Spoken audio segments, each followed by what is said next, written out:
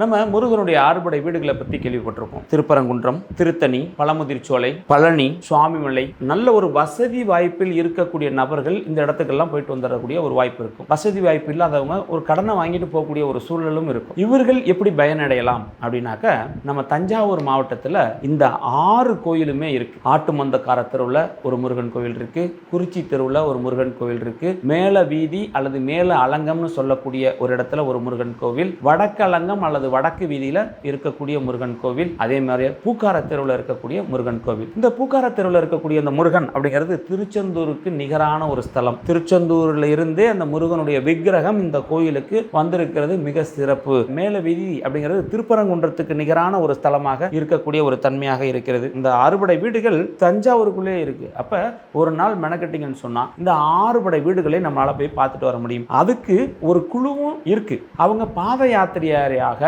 70 வருஷமாக பயணம் செஞ்சுட்டு இருக்காங்க. தஞ்சை பெருவுடையார் கோவில்ல இருந்து ஆரம்பிச்சு மேல வீதி வழியாக, வடக்கு அலங்கம் வழியாக, குறிச்சி தெரு வழியாக, சின்ன அரசிக்கார தெரு வழியாக அப்படியே நேரா பூக்கடை திருச்செந்தூர் முருகன் சன்னிதானம் சென்று நிறைவு செய்து மீண்டும் தஞ்சை பெரிய கோயிலுக்கே வந்து, பெருவுடையார் கோவிலுக்கே வந்து அதை பூர்த்தி செய்கிறார்கள். இந்த அறுபடை வீடுகளையும் ஒரே நாள்ல நம்மளால முழுமையாக பார்க்க முடியும். அதே சமயத்தில் அங்க நம்ம வெள்ளப்பிள்ளையார் கோயிலை நீங்க பார்த்தரலாம், வீரபத்திரர் கோயிலை பார்த்தரலாம். அப்ப இப்படி விசேஷமான ஸ்தலங்கள் பக்கத்திலே இருக்கு.